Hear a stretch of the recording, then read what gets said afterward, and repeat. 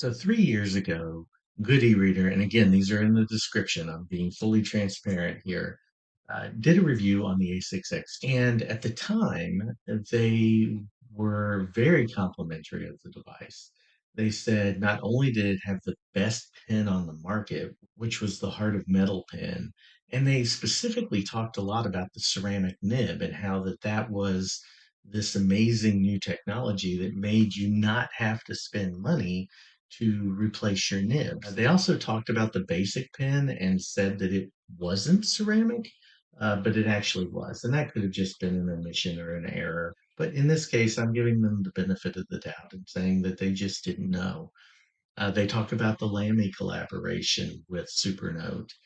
They spend a full 2 minutes and 18 seconds just on pens. And so it was really important to them. And this whole video was only 10 minutes and 43 seconds. So they spend a lot of time talking about the pens. And then they do a pretty good feature overview. Now, they never do a deep dive, they never really go into a lot of the intricacies. And that's fine. You can go as deep or as narrow as you want, but you don't want to say things that are untrue. So, to be fair, this review again was pretty good. They say that it has a mechanical guide rail that makes it super sturdy in the case. They say that it's not a cookie cutter device. They talk about the brackets tool to create annotations and highlighters and layers. They mischaracterize both here and in the A5X review about the keywords. They call that text recognition. And I remember having the Supernote at the time and understanding that the T was a little bit misleading. That's back when you had, instead of the K for keyword, you had T, which meant keyword. So I understand that confusion. And I think that that's something that, they probably should have caught by the next review of the A5X.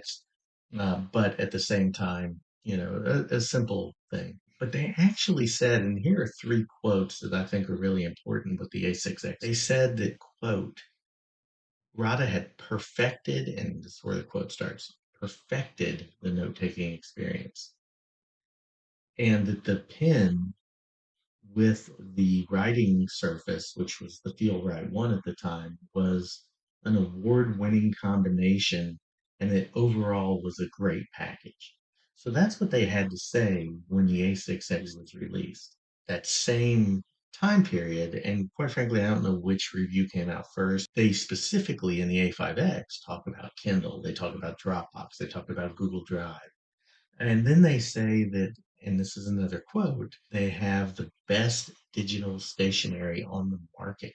So 3 years ago, they were saying this was the best digital stationery on the market.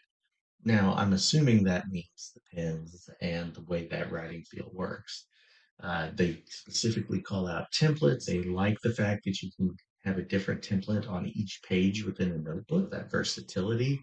They call out the Feel Right One screen. They talk about email and they talk about how incredibly intuitive the email function really is on the device. They even go as far as to say it's amazing.